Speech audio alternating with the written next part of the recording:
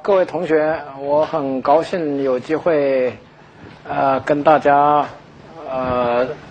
讲一学期的大一物理。我在80年代、90年代在美国Stony Brook 大学也教过2次大一物理。我猜想你们的成绩会比 Stony Brook 的学生好得多，所以你们得当心，因为我预备教完了以后写一篇文章讨论Stony Brook 的学生跟清华的学生的对比，所以你们也可以说对于清华的名誉负一点责任。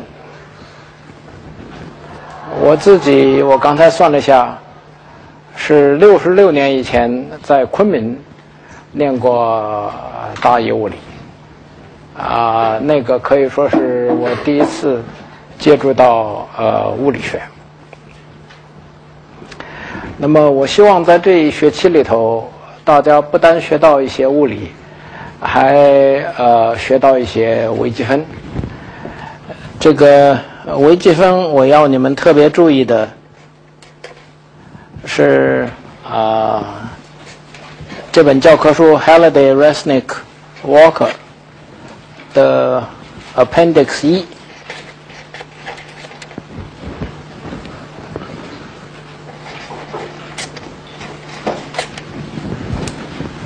这个 Appendix 1里边所讨论的一些公式我希望你们假如你们已经念过微积分，你就复习一下；假如你没有念过微积分，你要注意那些公式。But I also want you to learn some English.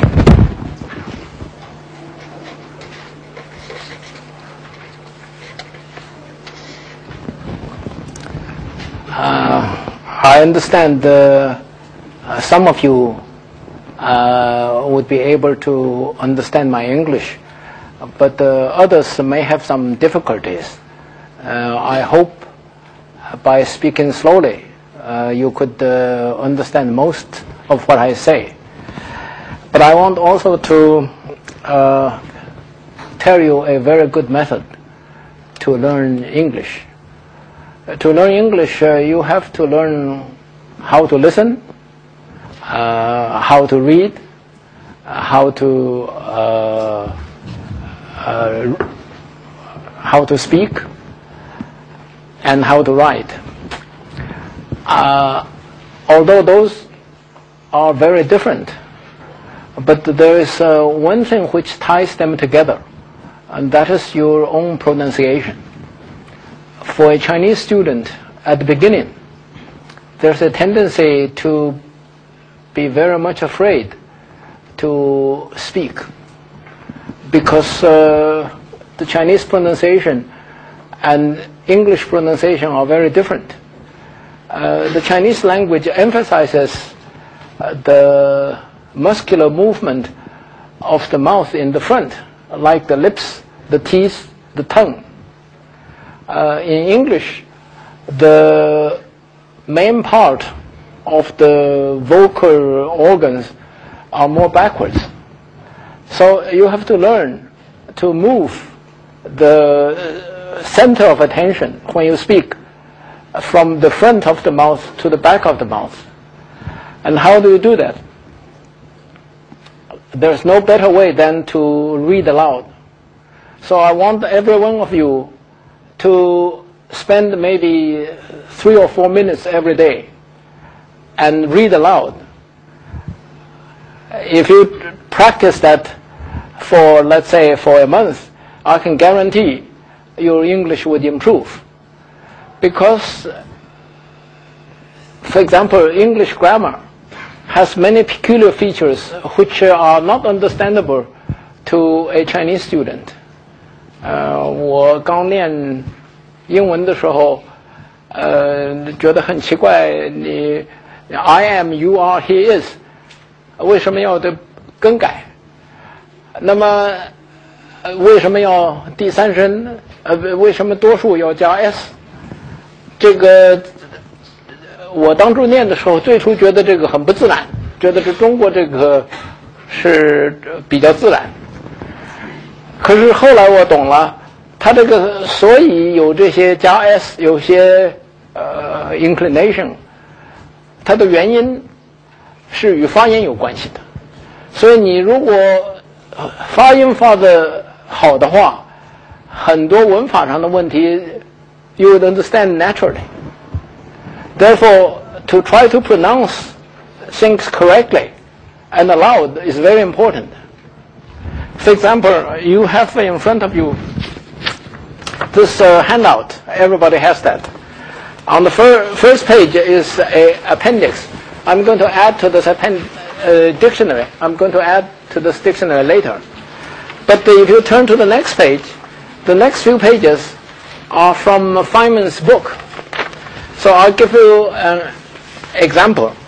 If you look at the first paragraph of this handout from Feynman, it's a very short paragraph.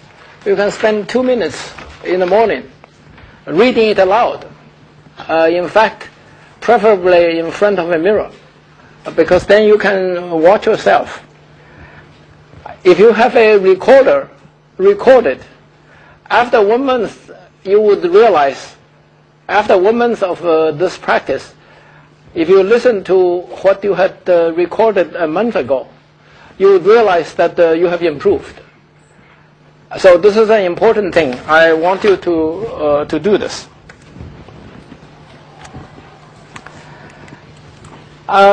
In the latter pages, no, it's not in the, it's in the on the web. There is a syllabus, and you should download that the syllabus and read that. That is what we are going to discuss in class. Now we go to chapter 1.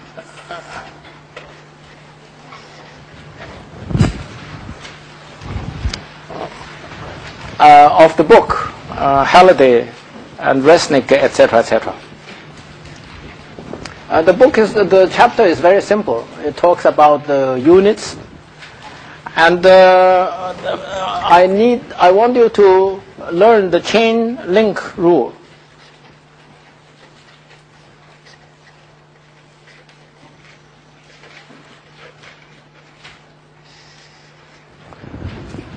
Every physical quantity has a dimension. It has a unit, except for numbers, for pure numbers. So if I say something is 1 meter long, it is not 1, it is 1 meter. So remember that the physical quantities have a dimension. It has a unit behind it. And the unit can be, you can calculate with the units.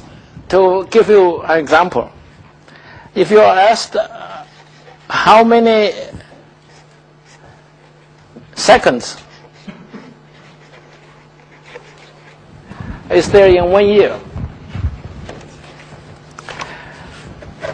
of course I'm sure you know this immediately, but I want you to do it in the following way, because that tells you how you can calculate with the units as if the unit is a number.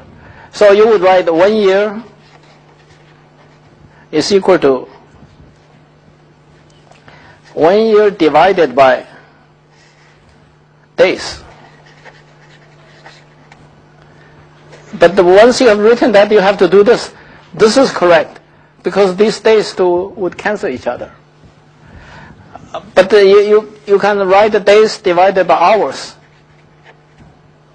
You have to write this again. So these hours cancel each other, the days cancel each other. So it's an identity. But you can hours, you can have minutes.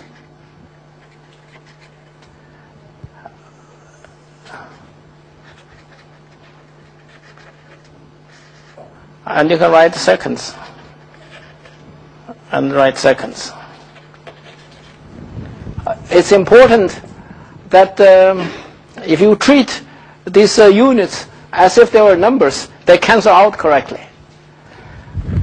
Now you immediately know 1 year divided by this 1 year divided by day is 365. Days divided by hour is 24. Hour divided by minutes is 60. Minutes divided by second is 60. And you still have the second here.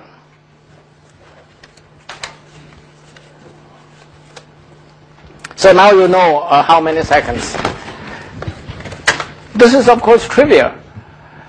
But what I want you to learn is that you must treat the units correctly, so that I think this explains to you how you treat the units correctly.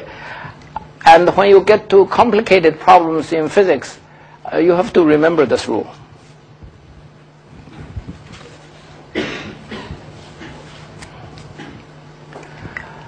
We are going to adopt the MKS system. MKS means meter, kilogram, second. When I was a freshman student, the internationally adopted system was called CGS. That is centimeter, gram, second, which is of course deeply related to the MKS system.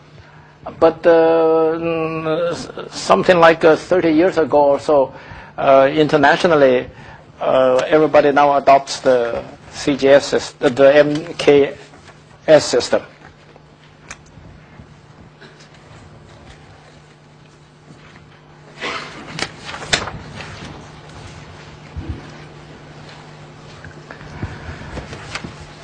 An important concept that you must remember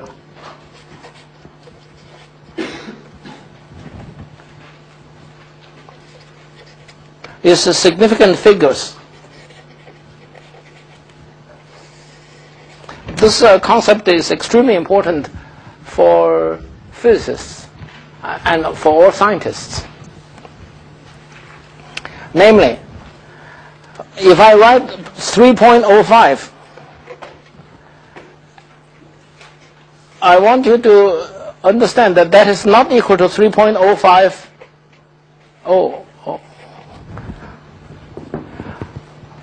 What is on the left side mathematically is equivalent to what is on the right side. But in physics, when I write 3.05, I mean it's between 3.04 and 3.06. When I write 3.0500, I mean it's 3.050, between 3.0501 and 3.0499. In other words, when you write a physical quantity down, the last figure has an uncertainty of plus minus 1. Therefore, these two numbers are approximately the same, but the number on the right is much more accurate than the number on the left. So these two are not identical in physics, although in mathematics they are the same. So that is called the significant figure. This one has significant figure up to the second decimal point. This has significant figures up to the fourth decimal point.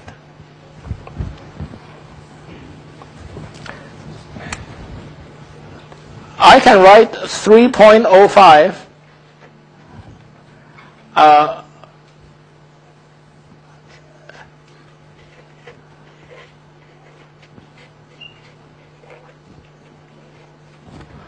of course, 3.05 is equal to 305 times 10 to the minus 2.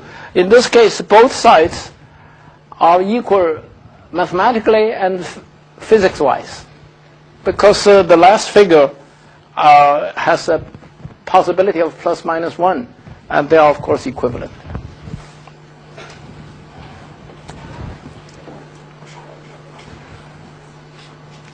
You should read in the book the discussion about the significant figures.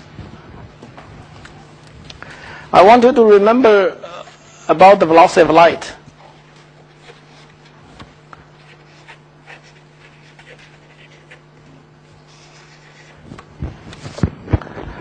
Velocity of light is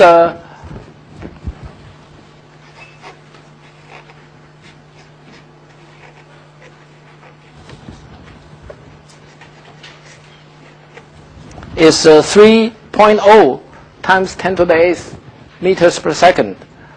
This is a very accurate figure and is universally used. But a more accurate one is given in the book. It is 2.99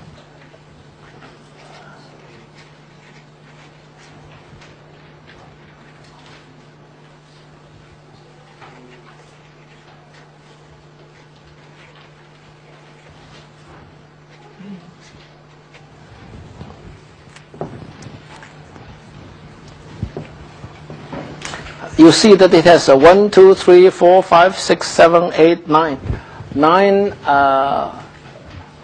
Nine figures of accuracy. The reason that one can write such a number down is because in the last 30 years it has been able to measure both time and distance so very accurately. This is a very precise number.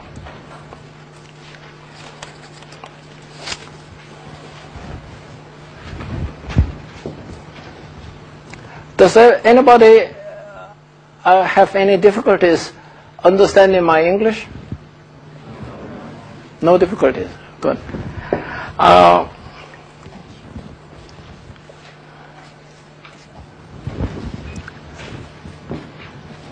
There's a question that we have to discuss now, namely, how is the second defined? In the early days, the definition of a second was using some sort of a clock. But of course, a clock, even a very accurate clock, is not accurate enough by modern standards. So now it is defined on page 6 of the book.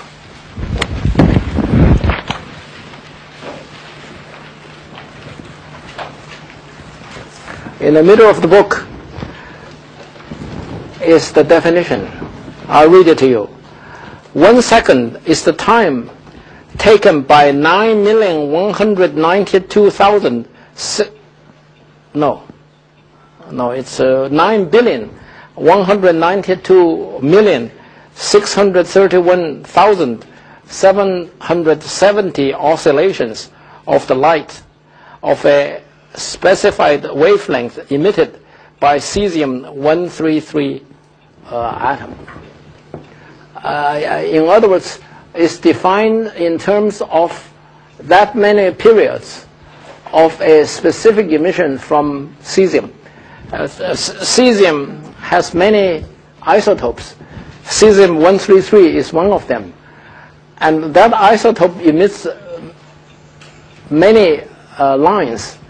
There's one specific line which has been chosen internationally. And that many 6 billion something oscillations is defined as 1 second. So it is a very precise definition. Actually, if you want to be even more accurate, you have to further define that cesium atom has to be in vacuum. If the cesium atom is under pressure, the period may be slightly different. So when you get to such great accuracies, you have to be very, very precise. So that is the definition of a second, of the unit of time. Now, how about the definition of the unit of length? For that, read page 5. In page 5, there is a statement which says the meter is the length of the path traveled by light in a vacuum during a time interval of that many of a second, that much of a second. This is now the international definition. The reason that there are these somewhat complicated definitions is because we now have the means to make very precise measurements. Originally, more than 100 years ago, when there was an international convention about the international units, the distance, the centimeter, was defined as the distance between two marks on a ruler kept somewhere in Paris. That you can see cannot be very accurate, because if you have a mark, if you have 2 marks, the most accurate you can imagine is maybe a fraction of a millimeter. As time goes on, one realizes that that is not accurate enough. So therefore, the definition was changed. It was changed several times, and now it reached what we just read. The time measurement is the most accurate. So therefore, first you define the unit of time. The distance measurement is the next accurate. So one defines it by saying the distance is related, the unit meter is related to the amount of to the length traveled by light during a certain time period. So therefore, what we have, what I want you to read is unit of time defined. How is the unit of time defined? Then unit of length.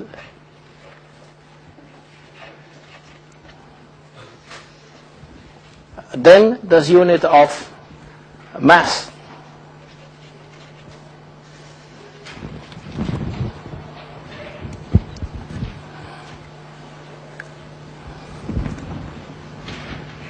I want to emphasize here that the unit of that mass is not equal to weight.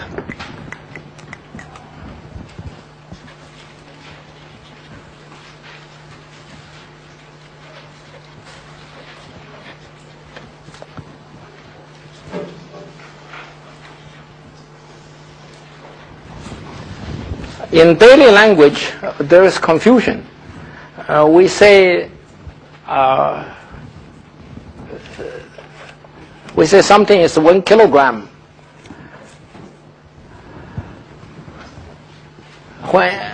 In physics, when you say something is 1 kilogram, you mean its mass is 1 kilogram. It's it's related to the number of atoms and the mass of each atom added together, including the electrons, and that's the mass. So mass is a measurement of the bulk, while weight is a measurement of a force. When you say that you weigh 50 kilograms, it means that the Earth attracts you with a force, which we define as 50 kilograms. So mass is a measurement of the bulk, while weight is a measurement of a force. These two are related but different concepts. We are going to have more to say about this after we get to discussing the 3 laws of Newton.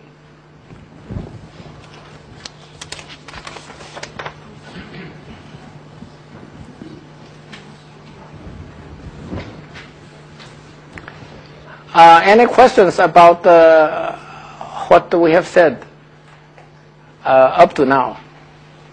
About the units, about significant figures, about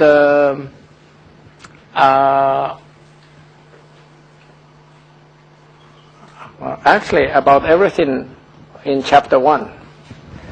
By the way, there is in the book, near the end of every chapter, there's a section called Review and Summary.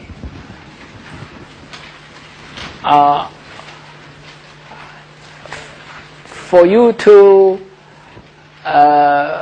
test yourself, read that review and summary. If you understand everything in that section, you have captured the essence of that chapter. So while you are studying that chapter, refer to that section, and after you felt that you are finished with the chapter, read that section again to assure yourself that you have gotten everything that there is in that chapter.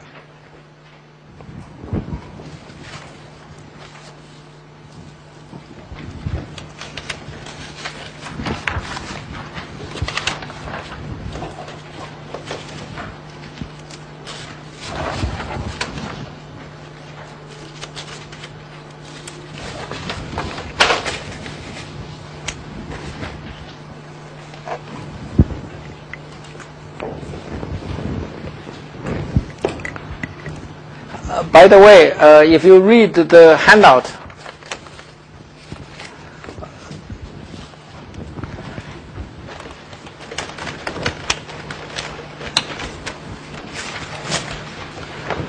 read the syllabus page. It tells you what is the textbook. The textbook I shall refer to as the HRW. You must have that book. Then there are the reference books, Feynman Lectures, 美国物理试题与解答第一卷，跟赵凯华、罗卫因所写的新概念物理教程力学部门。不过这3本书the relevant chapters I'm going to Xerox and give to you. I will assign you a number of exercises, around 7 or 10 every week, and you must hand them in next Monday. If you are late in handing in the exercises, your grades for that week would be discounted. And there will be a midterm 期中考试, a final 期末考试, and your final grade would consist of 30% of your exercise results, 30% from the midterm, and 40% from the final. That page also lists the office hours of myself and Professors Ran Dong and An Yu.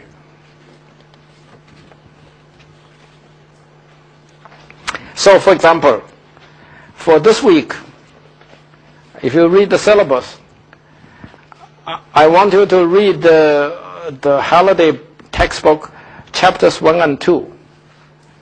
Also familiarize yourself with the useful appendices A to G. Familiarize yourself does not mean that you have to remember it. It's just that you know that there are these appendices, and at the proper moment you know where to find, for example, an accurate expression for the velocity of light, or for the Planck's constant, or for a specific formula giving you an integral. If you just flip through the pages and sort of scan appendices A to G,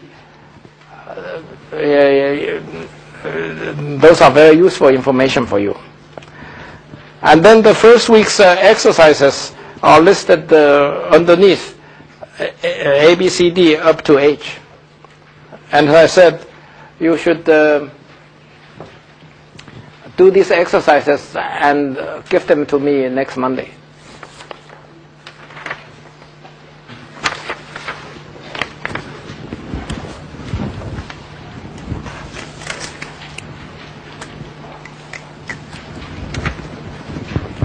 Okay, no questions? Then we go to chapter 2.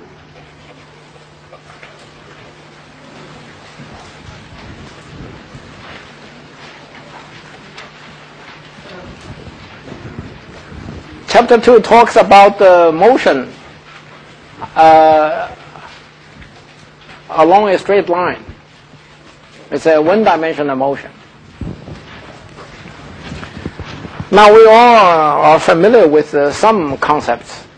After all, we travel around, we move around, and we ride in cars. So there is the concept of an average velocity.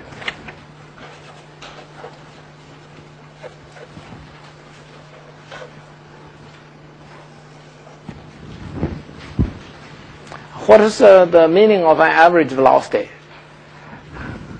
If you are traveling along a line, you go from here to here, there's a distance between them. Let's call that distance delta x.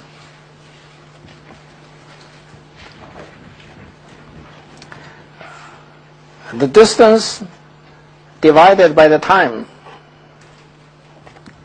Delta t is the time interval. Delta x is the distance. By the way, is this pen too thick? Is it better to use a thin one?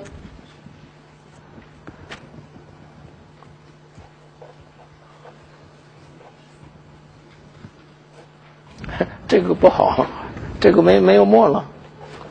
用粗的还用细的？这个还用粗的？这恐怕也是粗的，我要的是粗的，不过这是粗的。这个好一点。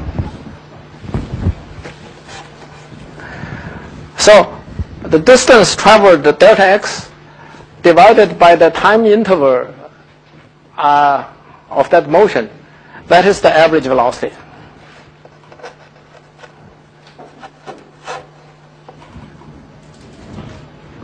So this concept is elementary. Now, if I now take half of the time, so this is the average velocity during this interval. If I now say I only look at the same motion, but only look at this distance, then I get another average velocity. So you can have average velocity of this interval, this longer interval, or the average velocity in a shorter interval. If you now make that the interval shorter and shorter, you get when you go to zero distance, that velocity, that average velocity is called instantaneous velocity.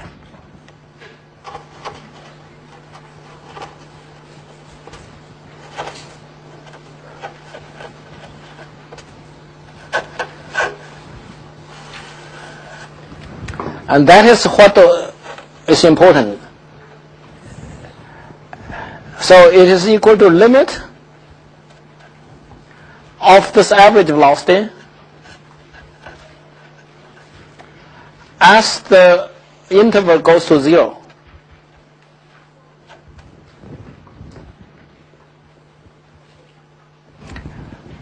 If the motion has a uniform velocity, then it doesn't matter whether you take the average velocity of a long interval or a short interval. But if, for example, it's a curve that's accelerating, then the instantaneous velocity at the beginning is not the same as the instantaneous velocity later. So in general, the instantaneous velocity is not necessarily equal to the average velocity at any time. This quantity, when you take a ratio and go to the limit of infinitesimal intervals, that is a concept fundamental to differential calculus. And in differential calculus, one writes it as dx dt.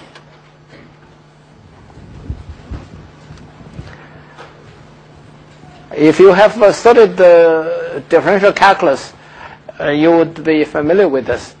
If you have not, you will be learning it both here and in your calculus course within the next week or two. Does anybody know who invented the differential calculus? Differential calculus was invented by two people, Isaac Newton and Leibniz.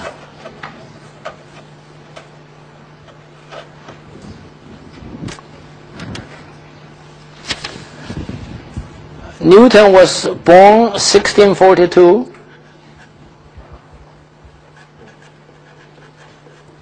And Leibniz was born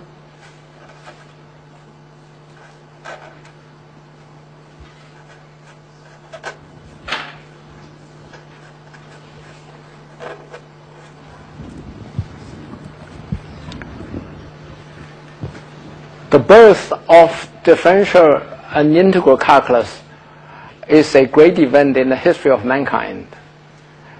One of the reasons that the Chinese science, modern science, did not develop in China was because, for various reasons, differential calculus was never invented in China.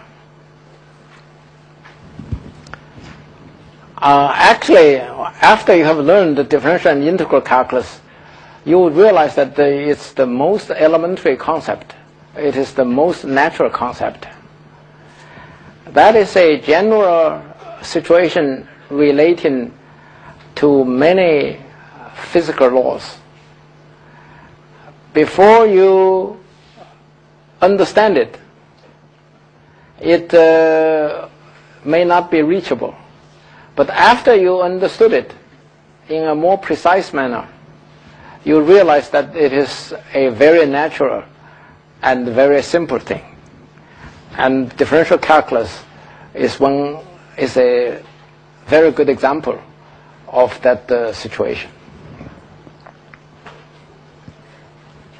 Newton clearly used differential calculus to write his big book, and that book is universally regarded as the beginning of modern science. It's called Principia Mathematica. It was published in 1687. But a very strange thing happened. Although he clearly developed both differential and integral calculus, he did not use differential or integral calculus in his book. This is called derivative. dx dt is called the derivative of x with respect to t.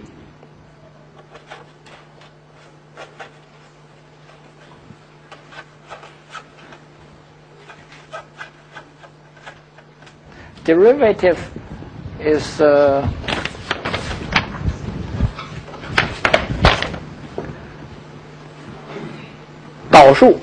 If you look at the dictionary I gave you, derivative is 导数.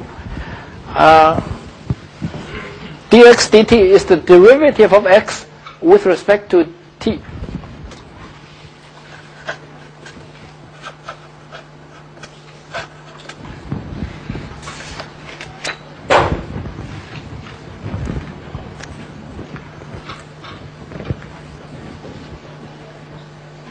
Newton, in his work leading to Principia Mathematica, clearly used differential and integral calculus. In fact, the book was, most of what was in the Principia was done 20 years before that. It was done in the year 1666. But it was delayed.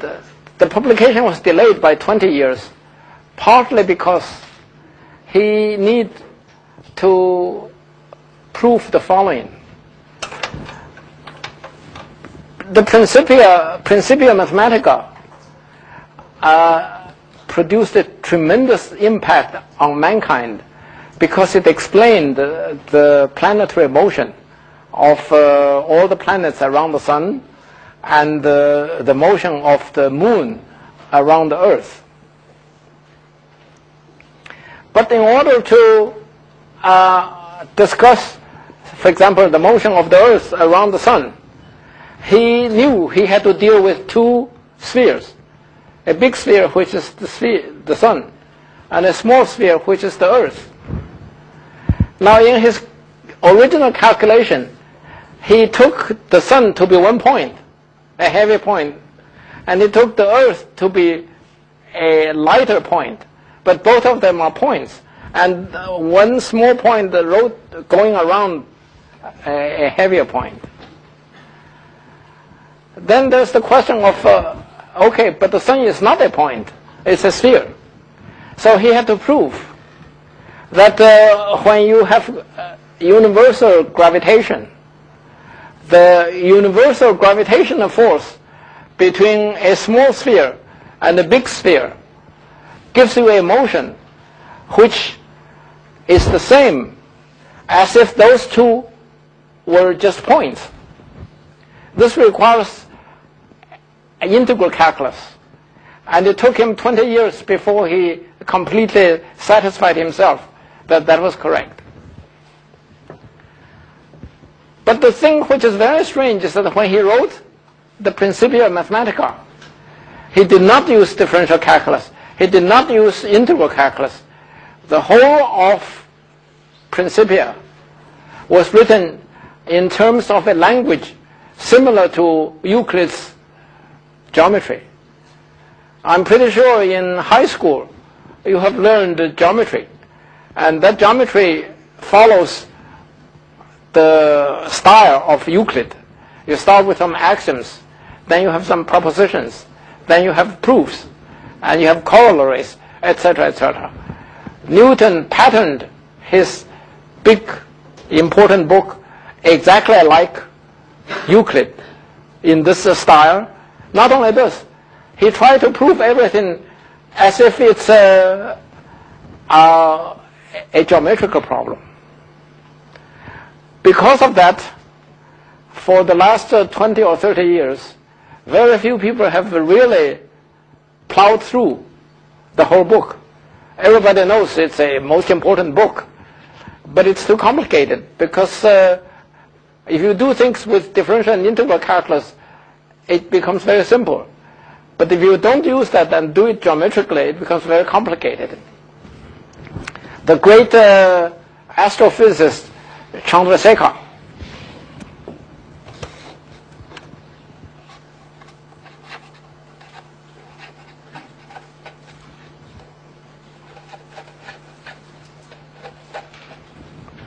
Chandrasekhar was born around 1910, so he was some 10 or 11 years older than I am.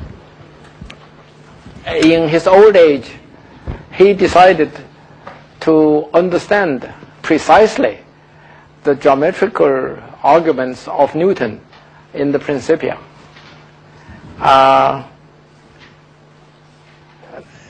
Chandrasekhar was very proud of this book.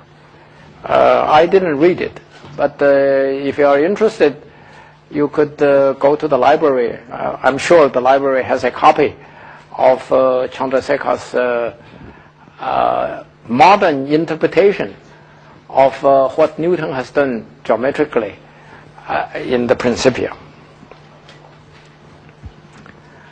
Leibniz was a German mathematician, and he was not so much a physicist like Newton was. He was more a pure mathematician. And it is now believed that he independently invented differential and integral calculus. But he had correspondence with Newton. So there was great controversy about whether their discoveries were independent or not independent. And that became one of the great scholarly debates around the end of the 17th century. In earlier centuries, before the 20th century, the biographers, all biographers, tend to only say good things about a famous name. For example, there were biographies of Newton, and in these biographies, Newton was a great man, and he was almost perfect. But in the 20th century, but by the way, that is more or less the kind of style of biographers in China in ancient times. But starting in the 20th century, there is a new movement of biographies in the West. There began a style in which one tries to paint the whole person. And now there are many biographies which show that Newton, though a great scientist, was not a likable man. He was not a kind person. He was vindictive, and he was not a person who was well liked. And the controversy between him and Leibniz was one of the things that dominated the end of his life. If you go to the library, you can browse through some of the books which give details of the life of Newton. Now, one of the controversies between Newton and Leibniz was what symbol to use for the derivative. dx dt is the derivative of x with respect to t. That is the notation of Leibniz. It was not the notation of Newton. Newton did not use the word derivative. Newton called it the fluxon.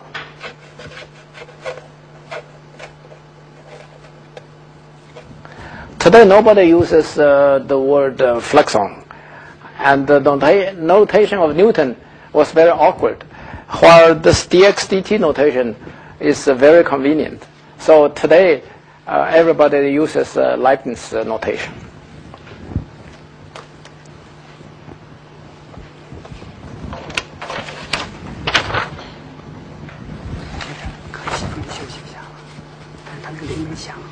是几点钟？他是不是也要响铃？但是他这没响，他这个铃没响，可能坏了。我们可以休息一下。